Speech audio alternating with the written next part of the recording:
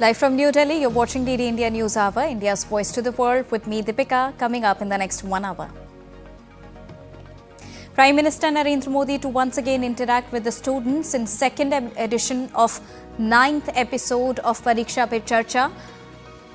Prime Minister share mantras for success with children.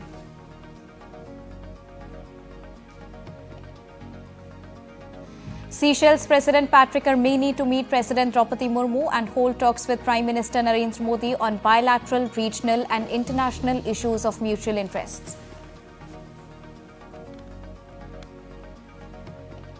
Prime Minister Narendra Modi congratulates Japan's Takaichi on landmark victory. Liberal Democratic Party-led coalition projected to secure a massive majority. Nikkei jumps 4%. Hong Kong court sentences pro-democracy media mogul Jimmy Lai to 20 years in prison following a high-profile trial that sparked international condemnation.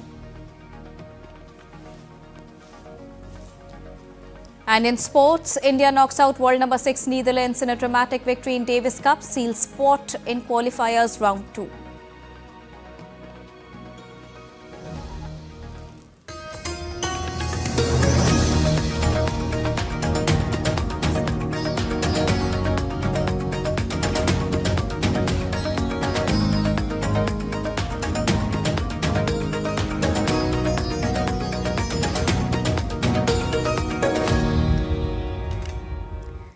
Charcha or discussion on stress-free examination continues as Prime Minister Narendra Modi is all set to interact with the students on the second episode of Pariksha Pe Charcha at 10 a.m. according to Indian Standard Time.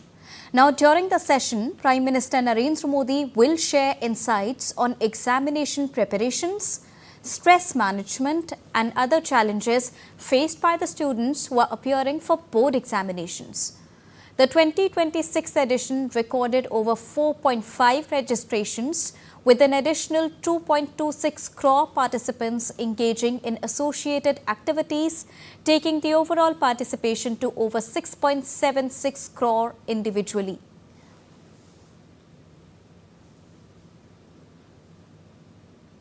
The first episode, aired on the 6th of February, saw Prime Minister Narendra Modi responding to a wide-ranging questions of the students. Topics included managing the guests during exam season, importance of skill versus marks, pursuing gaming as a hobby, and more.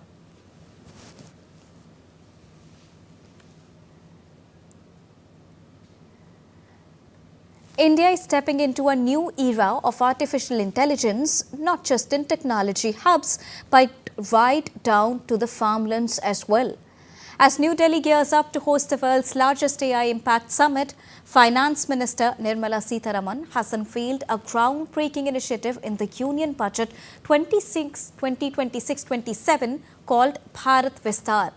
Now, this AI-powered tool promises to transform agriculture, empowering the farmers with data-driven decisions and smarter access to the resources. DD India's Rahul Upadhyay has more. Take a look.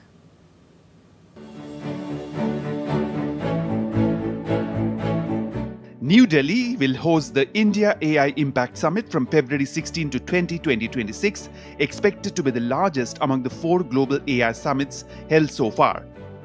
With over 35,000 registrations already received and participation anticipated from more than 100 countries, the summit aims to reflect growing global momentum around responsible, inclusive and impact-driven artificial intelligence. The summit will focus not just on vision, but on real-world execution and outcomes that directly benefit people. With agriculture emerging as a key priority for India, Finance Minister Nirmala Sitharaman in the Union Budget 2026-27 announced the launch of Bharat Vistar, a multilingual AI-powered agricultural platform designed to transform how farmers access information, services and markets. I propose to launch Bharat Vistar, a multilingual AI tool that shall integrate the AgriStack portals and the ICAR package on agricultural practices with AI systems. This will enhance farm productivity, enable better decisions for farmers, and reduce risk by providing customized advisory support. Bharat Vistar, or virtually integrated system to access agricultural resources, will be a multilingual AI tool that will integrate the agri-stock portals and the ICAR package on agricultural practices with AI systems. Vistar is an open, interoperable and federated public network dedicated to agricultural information and advisory services. A decentralized repository, it will facilitate the discovery and fulfillment of verified agricultural content, best practices, and agri-skilling across diverse private and public provider platforms, enhancing farm productivity through data-driven and timely interventions, improving farmer decision-making at every stage, input crop production market by providing accurate, localized insights, best practices and data services, reducing market risks via customized crop and region-specific advisory support, supporting government in real-time monitoring, improved delivery of agriculture extension services and targeted intervention.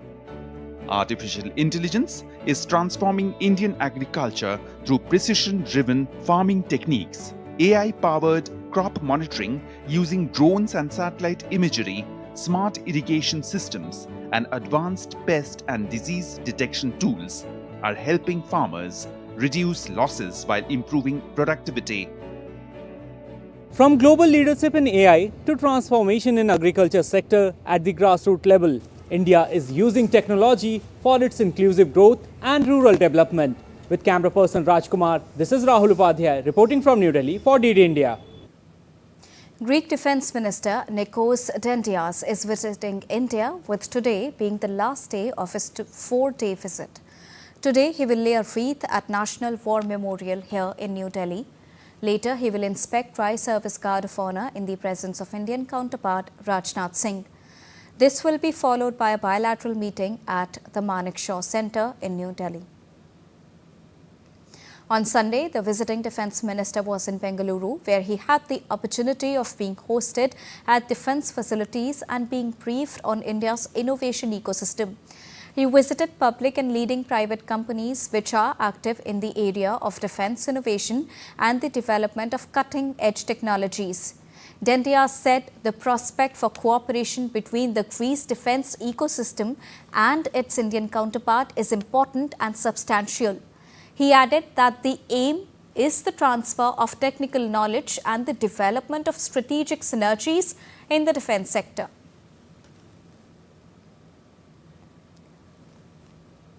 President of Seychelles, Dr. Patrick Armeni, who is also on the India visit, will hold talks with Prime Minister Narendra Modi in New Delhi today. Both the leaders will hold discussions on bilateral, regional and international issues of mutual interest. The visiting President Armeni will also meet President Draupadi Murmu at the Rashtrapati Bhavan this evening. Armeni, who is on a 6-day visit to India, arrived in New Delhi on Sunday. Before coming to New Delhi, the President of Seychelles visited Chennai and Mumbai, where he attended business events. The visit of the President of Seychelles will lend further momentum to wide-ranging cooperation and robust people-to-people ties between the two countries. This is an important visit of President Armeni to India and especially strengthens India's vision of Mahasagar when we talk about the mutual relations, the bilateral relations of both the countries, which is currently observing the 50 years of diplomatic ties between India and Seychelles. Seychelles is also a key maritime neighbor for India and in the Indian Ocean region, and it also holds a very special place in India's vision of Mahasagar, which is mutual and holistic advancement for security and growth across regions, and of course India's commitment to the global south as well. President Armeni was sworn in as the 6th President of Seychelles at a ceremony held at Unity Stadium in Victoria back in the year 2025. And it is to be noted that Vice President C.P. Radhakrishnan represented India at the swearing-in ceremony of President Armeni and later met President Armeni at the State House as well, conveying greetings on behalf of the government and people of India. And now President Armeni is visiting India marking a very important chapter in the bilateral relationship of both the countries. And now to get you more on this, I'm joined by DD India correspondent Amritpal Singh. Good morning, Amritpal. How significant is this visit for India's bilateral relationship with Seychelles, which is currently observing 50 years of diplomatic ties? Well, it's an important visit because in the India neighborhood first policy, Seychelles figures prominently. And given that India's doctrine, saga, India's influence in the Indian Ocean region, Seychelles is an important member from both a maritime point of view, from a developmental partnership point of view, from the South-South cooperation point of view. And as President Armeni is here, he visited Chennai, he visited Mumbai.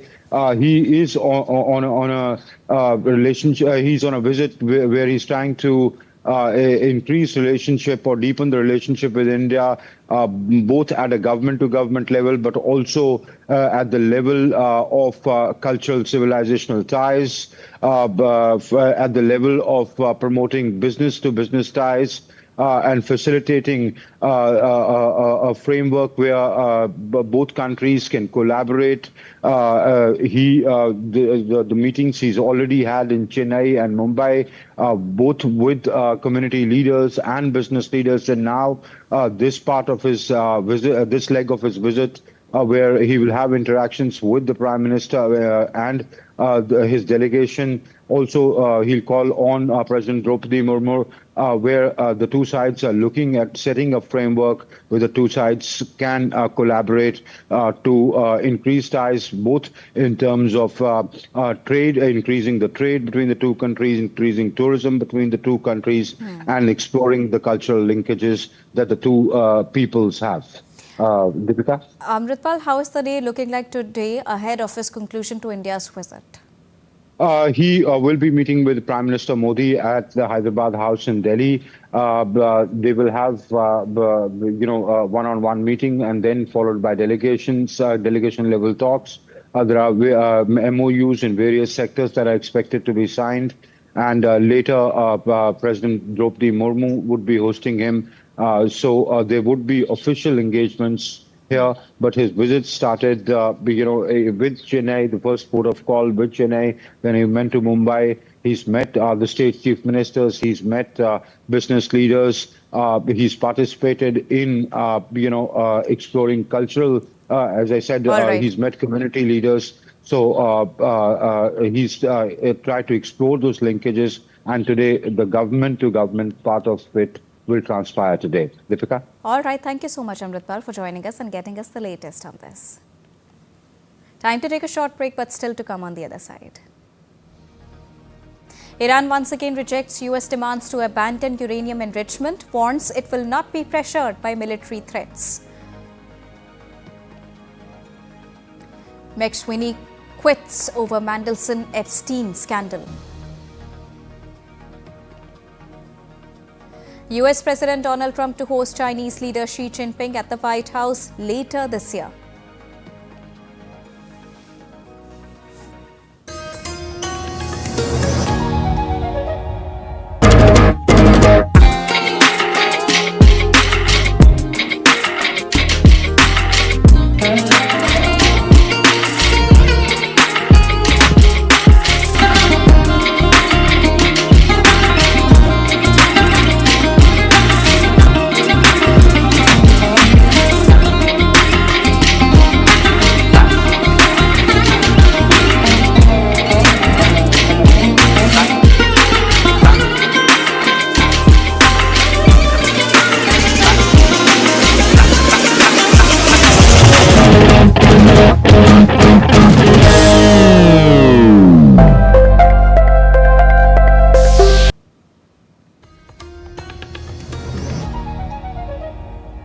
Welcome back after that short break. You're watching DD India News Hour. Now let's get you the latest from Japan. Japanese Prime Minister Japan Takaichi's coalition swept to a historic election victory on Sunday, paving the way for promised tax cuts that have spooked financial markets and military spending.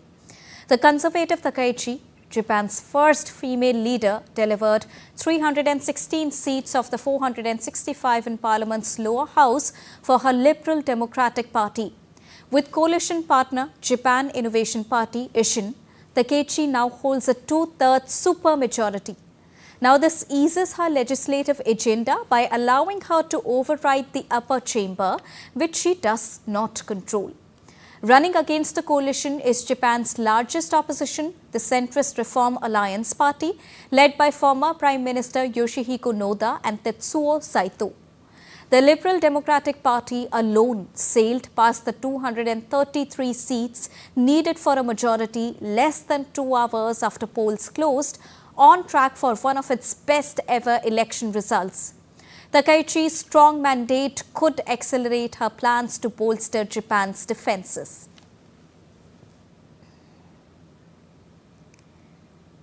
Prime Minister Narendra Modi, in a social media post on X, congratulated Sanai Takaichi on her landmark victory in the elections to the House of Representatives in Japan. He said in the post that a special strategic and global partnership plays a vital role in enhancing global peace, stability and prosperity. Prime Minister Modi expressed confidence that under Takaichi's able leadership, the India-Japan friendship will be taken to greater heights. Now, Japanese stocks jumped to record peaks while bonds slid after Prime Minister Takaichi's landslide victory. Japan's benchmark stock index soared more than 5% on Monday. The Nikkei briefly jumped more than 5% before settling at 56,919 points, marking the first time the index has climbed above 56,000. Now, despite the concerns over fiscal cost of these measures, yen strengthened, gaining 0.33% to the dollar after dipping in early trading. Takaichi's resounding victory paves the way for increased fiscal stimulus and a massive tax cut as well. Takaichi vowed to pursue a responsive and proactive fiscal policy. Moving on. After years-long legal battle, Hong Kong media tycoon Jimmy Lai, Hong Kong court sentenced him to a total of 20 years in prison as of now, marking an end to a high-profile national security trial that sparked international condemnation. The judge said the sentence comes after a legal case that has lasted nearly 5 years. After considering the serious and grave criminal conduct of Lai, the court was satisfied that the total sentence for Lai in the present case should be 20 years of imprisonment. Now, 2 of those years will overlap with Lai's existing prison term, meaning he will serve an additional 18 years. The Hong Kong court had clarified it will not reduce Lai's sentence because of his medical condition.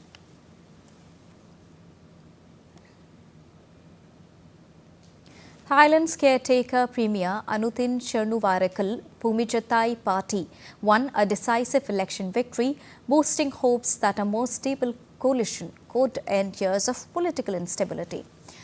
Preliminary results with about 95% counted showed the Bhumijai Thai Party leading with roughly 192 seats as compared to 117 for the Progressive People's Party and 74 for the once dominant Pheu Thai Party.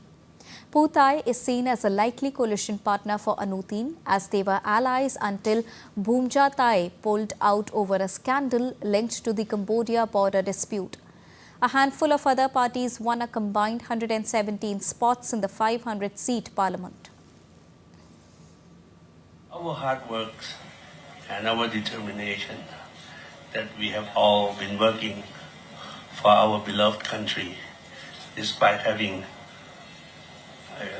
not long period of time in our administration, but all the problems that would put Thailand into risk, we have had the right people to tackle all those problems, and we think Thailand is now in a steady state, and we look forward to moving on with even a stronger cabinet and government. Shortly after taking the office, after two Puthai premiers were ousted by the courts, Anutin gave the armed forces free rein to act as they deemed necessary alongside the border. Thailand's military took control of several disputed areas in the latest fighting in December. Thailand's political history is replete with military coups, street protests and judicial intervention. In Bangladesh, 11 women's rights groups submitted a memorandum to the Election Commission calling for the cancellation of Bangladesh Jamaat-e-Islami Amir Shafiqur Rahman's candidacy over misogynistic and demeaning remarks about working women. The group said his comments on X insulted women, violated constitutional equality and undermined their economic contributions, especially in the garment sector. They rejected Jamaat's claim that his account was hacked, citing a lack of evidence and contradictory police statements. The memorandum demanded a public apology, withdrawal over the remarks, and action under the Electoral Code of Conduct. After meeting the Election Commission officials, Dhaka University professor Samina Lutfa warned of recurring threats to women's safety during the elections, while Gantantrik Biplobi Party leader Mushirafa Mishu said inaction would erode public trust. Separately, Gantantrik Shukta Front leaders held a protest at the National Press Club, urging the Election Commission and interim government to act and warn against normalizing the political insult of women. Moving on. US President Donald Trump has said he will host Chinese leader Xi Jinping at the White House later this year as the world's top two economies look forward to reset ties marred by a roiling trade war. Trump made the comment in an interview with the news channel days after holding a telephonic conversation with him. Trump said that with Xi, he had a wide-ranging conversation about trade, Taiwan, Russia-Ukraine conflict and the situation in Iran. Trump described the conversation as excellent and claimed the two countries are on friendly terms. Relations between the two countries have been rocky. However, Trump instigated a bitter trade war with Beijing. Meanwhile, Trump is expected to go to China in the month of April before Xi would visit the United States.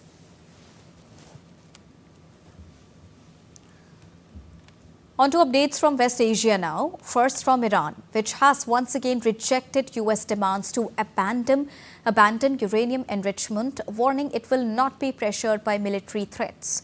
Now the comments came as Tehran and Washington resume nuclear negotiations for the first time in years. Here's more. Iran has reaffirmed it will not give up uranium enrichment despite US threats of war. Speaking in Tehran on Sunday, Foreign Minister Abbas Araghchi said Iran would not be intimidated by US military deployments, including aircraft carrier USS Abraham Lincoln, and insisted no country has the right to dictate Iran's actions. The Islamic Republic of Iran has paid a very heavy price for its peaceful nuclear program and for uranium enrichment. Why do we insist so much on enrichment and refuse to give it up, even if a war is imposed on us? Because no one has the right to dictate our behavior. If Iran insists on enrichment, it is because it refuses all domination. His comments came as Iran and the United States resumed indirect nuclear talks in Oman for the first time in years. Tehran is seeking sanctions relief in exchange for confidence-building steps on its nuclear program. Western countries and Israel accuse Iran of pursuing nuclear weapons, a claim Tehran denies. Meanwhile, Israeli Prime Minister Benjamin Netanyahu is expected to meet US President Donald Trump in Washington on Wednesday, where Iran will be high on the agenda. Following indirect nuclear talks in Oman, officials from both sides said further discussions are likely to take place. However, Araghchi expressed deep mistrust of Washington, questioning its commitment to negotiations amid new US sanctions and continued military signals. The imposition of new sanction and military action raised doubt about the seriousness and readiness of the other side to conduct genuine negotiation. We are closely monitoring the situation, accessing all these signals, and will decide whether to continue the negotiations. Despite rising tensions, both sides say diplomacy remains the only path forward as efforts continue to prevent wider conflict. Rabindra Chauhan's report for DD India. Israel's President Isaac Herzog laid a wreath on Monday at the site of a mass shooting that killed 15 people celebrating a Jewish festival on Sydney's Bondi Beach. The head of state paid respect in the rain outside Bondi Pavilion to the victims of the 14th of December attack as he embarked on a tightly secured 4-day visit to console the Jewish Australian community. He met the survivors and the families of people killed in the shooting and said people of all faiths will overcome this evil that killed people celebrating a Jewish festival. These stones from Jerusalem, the eternal city, the eternal capital of Israel, will remain here at Bondi for eternity, in sacred memory of the victims and as a reminder that the bonds between good people of all faiths and all nations will continue to hold strong in the face of terror, violence, and hatred, and that we shall overcome this evil together. Venezuela's government on Sunday released several prisoners who were prominent during the opposition members, including one of the closest allies of Nobel Peace Prize laureate Maria Corina Machado after lengthy politically motivated detentions. Opposition politician Juan Pablo Wanapa and prominent lawyer Perkins Rocha have been freed from the jail, their families confirmed in separate statements.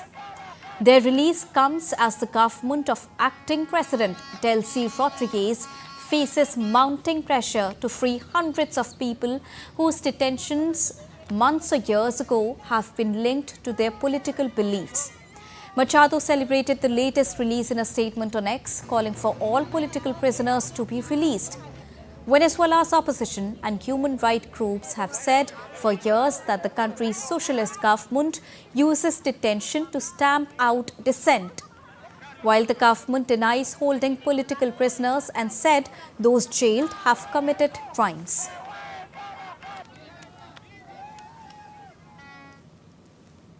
From New York to the United Kingdom, Epstein files shed light on its sprawling ranch.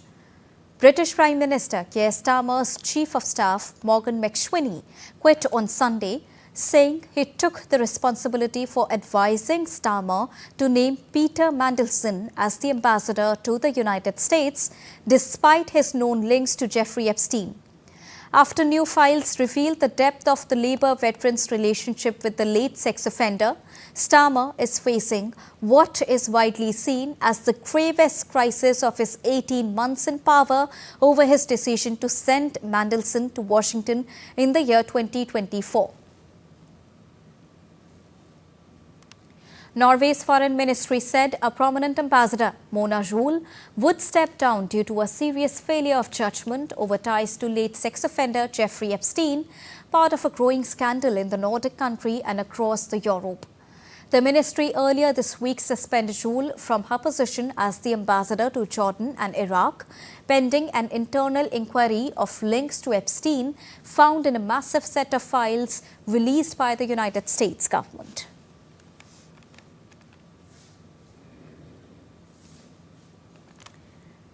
We're heading for a short break, but still to come on the other side. Bharat Ranbhoomi Darshan expedition is underway as a tribute to the valor, sacrifice and enduring spirit of Indian Army's Regiment of Artillery. In sports, Tejaswini Shankar bags gold at Asian Indoor Athletics Championship.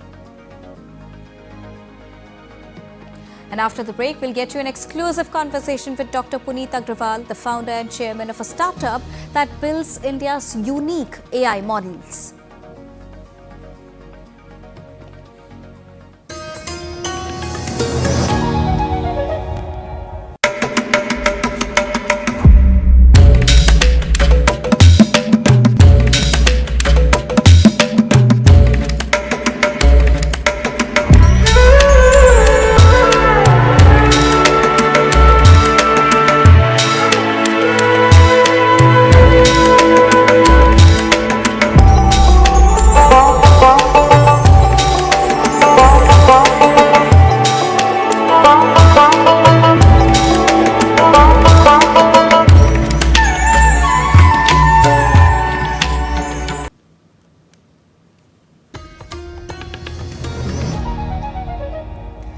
Welcome back after that short break. You're watching DD India News Hour. Time to quickly recap top headlines of the hour. Prime Minister Narendra Modi to once again interact with students in the second episode of 9th edition of Pariksha Pe Charcha. Prime Minister Modi will share mantras for success with children.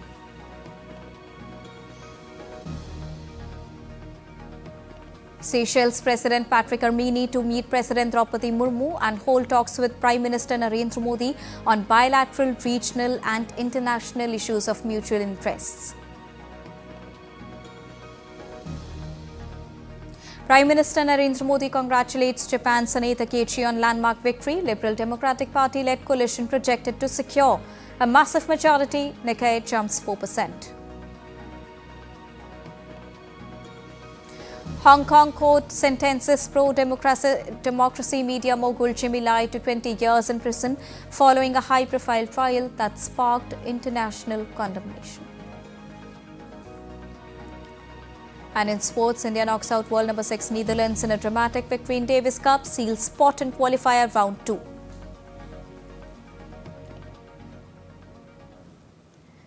The Bharat Ranbhumi Darshan expedition is underway as a tribute to the valor, sacrifice and enduring spirit of Indian Army's Regiment of Artillery. The expedition is being undertaken in collaboration with the gunners of the Indian Navy and the Border Security Force. The expedition team is travelling over 3,400 kilometres along India's western frontier, covering key border regions of Gujarat and Rajasthan, with culminating the journey at the National War Memorial in New Delhi. During the journey, the team is revisiting historic battlefields, paying homage at war memorials, interacting with the villagers and veterans living alongside the border, reaffirming the nation's gratitude to its soldiers as well. Overall, the Bharat Ranbhumi Darshan expedition highlights jointmanship among the Army, Navy and the BSF, honours the sacrifices of India's war heroes and seeks to strengthen national pride and unity.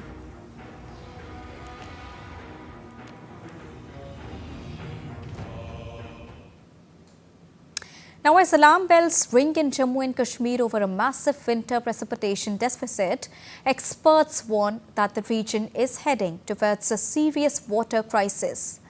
With snowfall crucial for glaciers, agriculture and hydropower, scientists and environmentalists are calling for an urgent long-term policy and farming reforms. Here's more. Alarm bells are ringing in Jammu and Kashmir. According to the local meteorological department, the Union Territory has recorded below normal precipitation for the past couple of years, with the deficit reaching an alarming 54% this winter since October 2025. Winter precipitation is the lifeline of Jammu and Kashmir, sustaining its agriculture and horticulture sectors, feeding rivers and reservoirs crucial for hydropower generation, and ensuring the availability of drinking water. There is a concern that the winter precipitation that works as a lifeline in the Himalayan region, like Jammu and Kashmir, requires timely snowfall. This keeps the glaciers recharged timely and impacts a lot of things associated with it, like hydroelectric generation, irrigation, drinking water. In addition, a lot of things are dependent on water, like the agricultural or horticultural sector. According to weather experts, the situation calls for adoption of long-term strategies, especially in farming practices. This includes shifting to low-water demand crop varieties, reviewing paddy cultivation patterns, and significantly improving water use efficiency across all agricultural activities. long-term adaptive measures We need to take long-term adaptive measures, especially regarding paddy cultivation. We need to grow varieties whose water requirement is less. There is also high-density orchard farming. What are the water requirements of these activities? And we must also work on increasing water efficiency. In the long term, we need to keep all of this in focus in the horticulture sector. The general public should also use water judiciously. Agriculture, horticulture sector. In addition, some experts are also calling for science-based policies such as reduced carbon footprints, eco-friendly transport, and checks on industrial expansion. The High Court had intervened almost a decade ago on PILs filed by environmental lawyers. However, according to the petitioner, the suggestions put forward by the amicus curiae in the case are yet to be implemented. Honorable High Court intervened almost a decade back on our PILs, and they were of the opinion that the state government that time and now the UT government this time must act upon the directions and the suggestions given by my office as an amicus curiae. As Jammu and Kashmir deals with this growing crisis, experts say it's time for communities, policymakers and institutions to act together before the situation worsens further.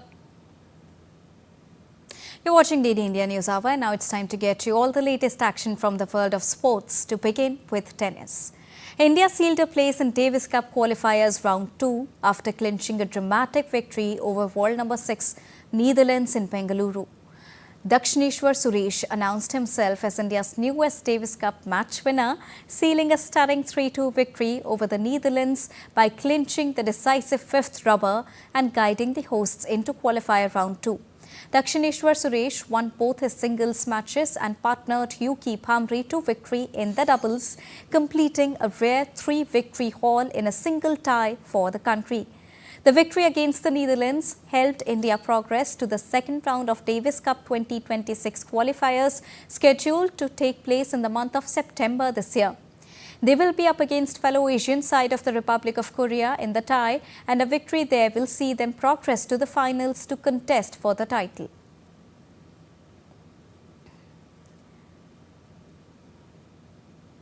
In cricket, co-host Sri Lanka started their T20 Cricket World Cup campaign with a 20-run victory over Ireland in Colombo. Batting first, Sri Lanka posted 163 runs on the board, where Kushal Mendes and Kamindu Mendes shone with the bat. Chasing a target of 164, Ireland were firmly in control of the pursuit, with Harry Tector and Lokan Tucker adding 49 runs for the third wicket off just 38 deliveries. The Irish required 60 runs from the final 6 overs and backed themselves to complete the chase with 2 well-set batters at the crease. However, Hasuranga and Thikshana spun a web around the batters, skittling Ireland for 143 in 19.4 overs.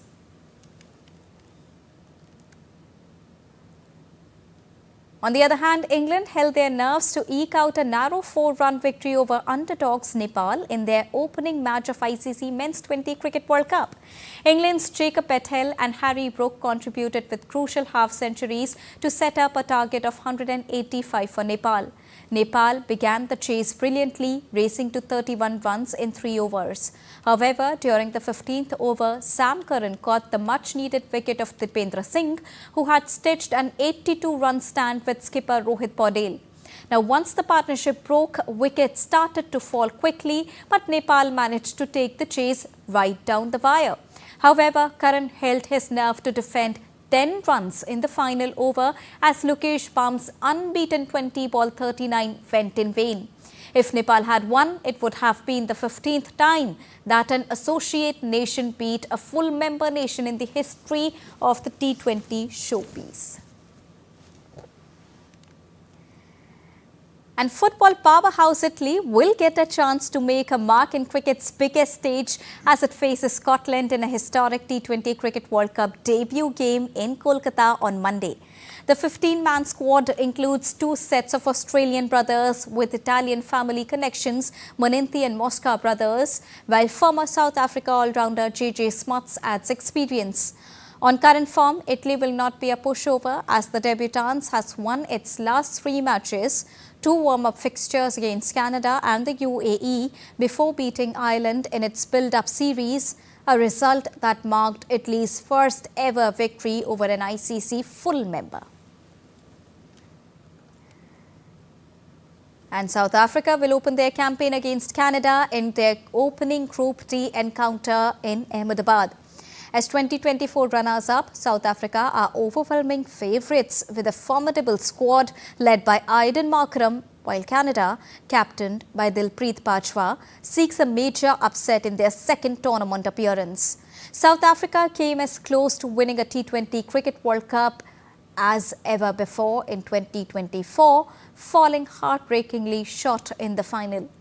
9 of the 15 who were part of the squad then are back again, and South Africa will hope to go one step further this time around. For Canada, who are playing their second T20 Cricket World Cup, it is their chance to showcase their potential and can seek inspiration from other associate nations. They lost both their warm-up games to Italy and Nepal, but have enough power in this squad to challenge the best.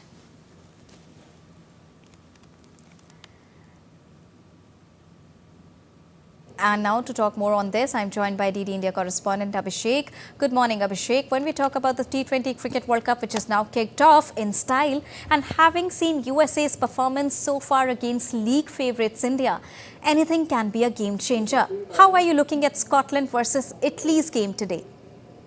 Yeah, good morning, Deepika. Absolutely, the first 2 days of T20 World Cup has given, enough contest from associate nation. They are giving tough competition to the full member nation, starting from the Netherlands game against Pakistan. The way Netherlands, have just could not cross the line. They were very close to beating Pakistan when 29 runs needed of 2 overs, but lack of experience to finish off the game costed them. And then we saw how Afghanistan, were not able to finish the line against New Zealand as well yesterday. And Nepal, have given, if they have, crossed the line, they have given a shockwave to the entire cricketing fraternity against England. But what this, tournament is giving very full exposure to associate nations, to lower ranked teams. You saw, how USA, given a tough competition to India when India were reduced to 74 for 6. And it's a good for the game of cricket when these nations compete against big teams.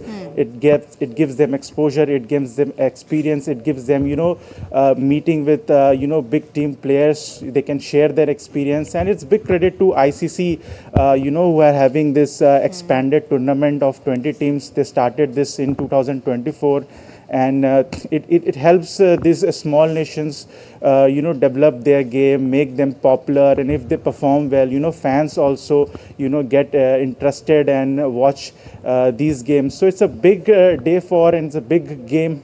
From the last 2 days, what we saw, it's a big chance for association nations to showcase their performance at the cricket's biggest stage.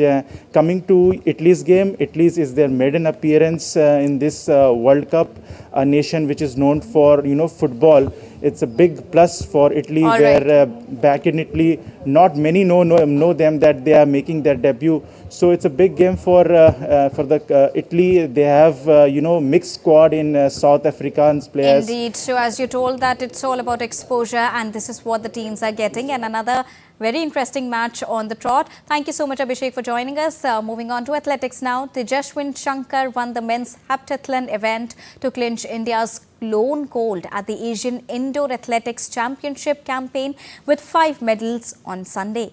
The 4 medals on Sunday saw India finish 6th overall with 5 medals in total, including gold, 2 bronze and 2 silver medals. On his way to winning the gold medal, Shankar collected 5,993 points to better his own national indoor mark of 5,650 points set in 2021 in the USA. Shankar's total points at the tournament were also a championship record and saw him register the second best ever score by an Asian.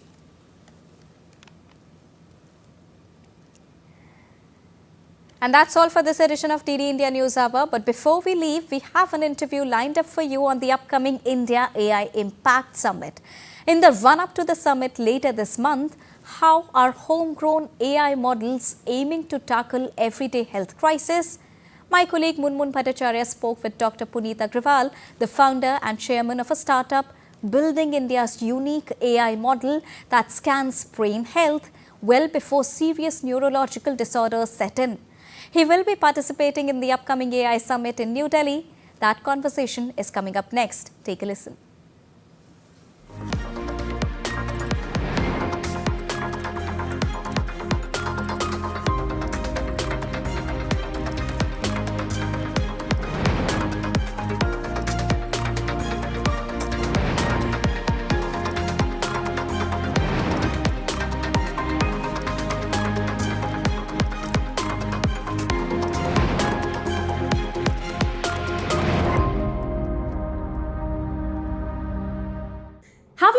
thought of a chat GPT of your brain or a digital twin of your brain? That's an idea that's now becoming reality. As India hosts the 5-day AI Impact Summit in New Delhi, there is also focus on AI-enabled health solutions. To talk about that, we are being joined by Dr. Puneet Agarwal. He is Vice Chairman of Neurology in Max Saket in New Delhi and also Founder and Chairman of IntelliHealth or NeuroDX. Such a pleasure, Dr. Agarwal, to welcome you on DD India. Thank you. Let's begin with your product, your company. Tell us about what NeuroDX is, what it is doing, at what stage of development is your product. If you could tell us about the journey as a whole. Yeah. So we are a deep tech company, basically making a foundation model, which is hopefully one of the largest model in the world, which is EEG based model. And we also taking the clinical context, clinical symptoms of the patient also. And on the ground of these clinical context and the EEG brain waves input, we are making a multi-modality based AI model, and which will basically, as you have told, it will act as a chat GPT of the brain. So it is a digital brain which we are trying to make, and later on this base model of foundation model, the other people can also make, and we can also make the specialized model, like in terms of solving the different brain disorders, diagnosing these brain disorders like epilepsy, dementia, Parkinson, depression, anxiety, ADHD. So different type of brain disorders can be diagnosed more accurately, as well as they are can be diagnosed even by the MBBS doctor. The neurologist or specialist may not be required. So the beauty of this model will be that this can be employed across the health spectrum, even in the village level. It can provide accuracy in diagnosing this disorder in a very easy way, and even at the multi-specialty or corporate hospital or quaternary hospitals, like any top hospital in India or across all over world, even in the US also, it will provide the same accuracy, and even it will be helpful for neurologists at that center also. So it can provide these kind of diagnosis in a very easy way. So the advantage of this model will be that if you see that especially in the country like in India or similar to the similar countries, in the village, at the village level nowadays, or tier 3 cities, tier 2 cities, neurologists are lacking. So these disorders or psychiatrists are lacking. So these disorders are not diagnosed properly. So with our model, these diseases can be diagnosed very accurately even by the MBBS doctor. So it can be very well linked to our Ayushman, Arogya Mandir, or which were previously called primary health centers. It can be very easily linked to the Sanjeevani or other health portals of Government of India, so that these patients who are not able to come to the specialist center, they can be diagnosed and the treatment can be given by MBBS doctor at the primary level, and then later on these patients can be shifted to the district hospitals for the neurologist for the treatment. But at least treatment can be started. So that's the biggest advantage, and it is a cheaper model. EEG is a very much portable machine, which just like a ECG machine can be carried out anywhere across the world, and you just require asking a symptoms of the patient and do the EEG and just load it. You will get the answer within few seconds.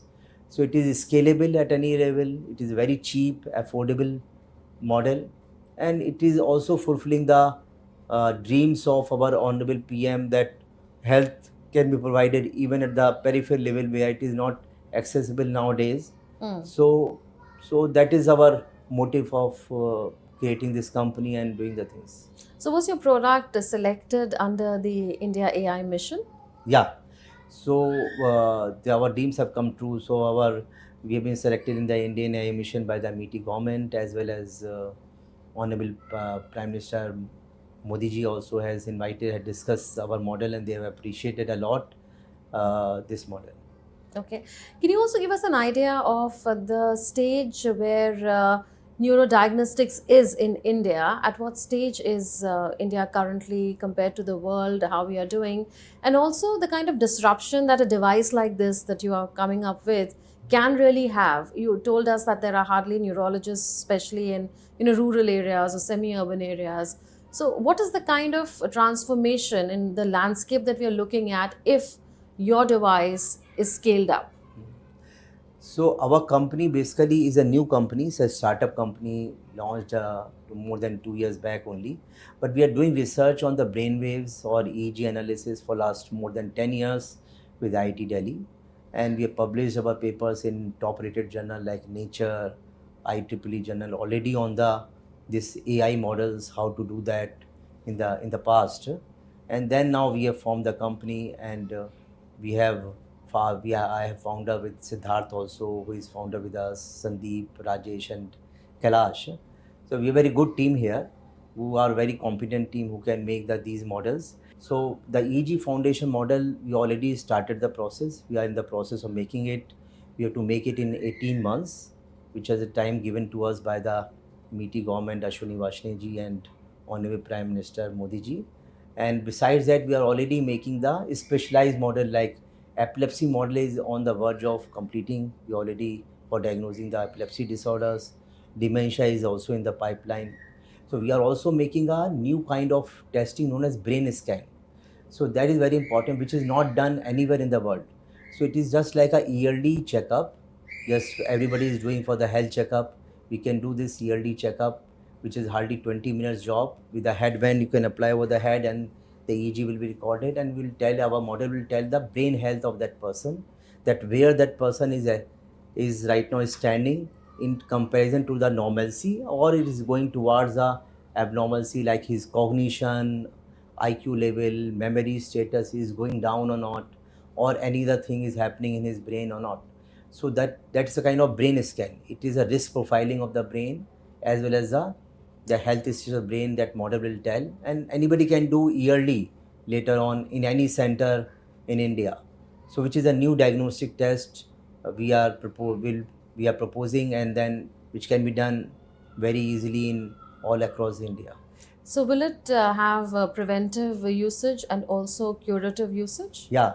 So our model is basically having preventive usage, just like an executive health checkup. It will tell you preventively that whether this person is having is his cognition is going down or his mental health is going down.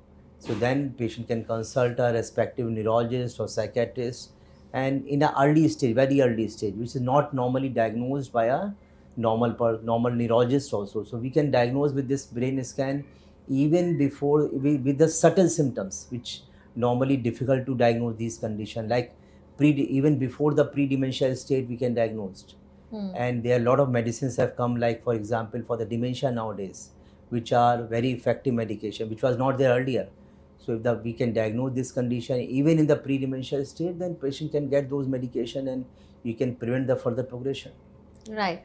Prime Minister Narendra Modi always stresses on responsible AI and India-specific AI development. While this is very much an India-specific AI development to begin with, do you plan to make in India for the world as well? But tell us about how your product is in tune with responsible AI particularly and data privacy. Yeah. So when we are talking to our Honorable Prime Minister Modi ji, he was very clear that we have to make a model, and which is a very intelligent way of thinking also, is not only making a toy, just like people are doing ChatGPT using, which is, so he's saying that we should make a model, AI model should be used, which is according to the need of that society. It's not only for playing purpose. So that is very clear according to him, and that's what we are doing it. So Indian need is, especially these models can be used in the health sector, which is a great requirement in India, or in the education sector, or in the industry area, which can be used right now, and which is according to the Indian need also. Second is that these all models should be ethically made, and that's why they're saying this is a responsible AI model, that because they are made for some purpose to solve the problems of the society. And secondly, they should be collected, the data should be collected ethically in those models, so that it should be ethical and the responsible AI model. That's what we are making, so we are collecting the data. We already have a lot of data, and we are collecting further data ethically, as well as we are making the model which is useful for our society in diagnosing different disorders. You also plan to position India as a leader in neuro AI against big players like OpenAI. So what is your vision and plan of action going forward? So if we see India, although we see at current position, India is definitely lagging behind US and China in terms of AI. But with other, I think it's a great initiative taken by our Honorable Prime Minister Modi ji as well as our MITI government. Now this Indian AI mission, they are providing a lot of facility to startups who are committed to make these kind of models which are required for the Indian society, and they are giving the high computing, heavy computing which is required for these models like GPUs. They are providing the financials also to start these models, as well as the other support system they are providing very nicely and in a very expedited manner. So there is no lag behind in this. So everything is done very fastly. So we are very much hopeful that these start, because there is no dearth of talent in India. So with this pool of the AI engineers and the doctors, we can make the successful AI environment in India, we can make the different types of AI models which are useful for the Indian society, as well as we can serve these models. These models can serve as an example for the world also. So these models, as Modi ji is saying to us also, that it should be made by India and for the world. So these all models, like our model, this foundation model is hopefully one of the largest model of the world. So this will serve purpose not for India but also for the other countries across the world, like in US, in Europe. This model should run because this is a very innovative kind of model which we are making. Right. Tell us about your participation in the India AI Summit and what are the outcomes that you're looking at? So Indian AI Summit, we have been given a booth there, and we are showing our model there, what we have made till now and what is in the process in the future. We are showing those kind of models, as well as we are coming with all the equipments like EEG machine and all that to show the models, as well as I think a lot of leaders of the world, they are coming in this AI Summit. We have heard according to the news, the NVIDIA, ChatGPT owners, as well as the Google and the Microsoft. So all the high executives of these companies are coming there, and I think we should be having a very interesting discussion with those people, which can be helpful for inter-exchange of thoughts also, as well as funding to these startups who are displaying the models here. So that will give I think good, not only as a resources. So they will also, this financial aid and resources can be strengthened in this AI Summit, and which can be useful for all the startups in making these models in a more speedy manner, as well as making these models according to the world requirement. Absolutely. There are immense possibilities for your product going forward within India and around the world. Thank you so much, Dr. Agarwal, for speaking to us on DD India. Thank you.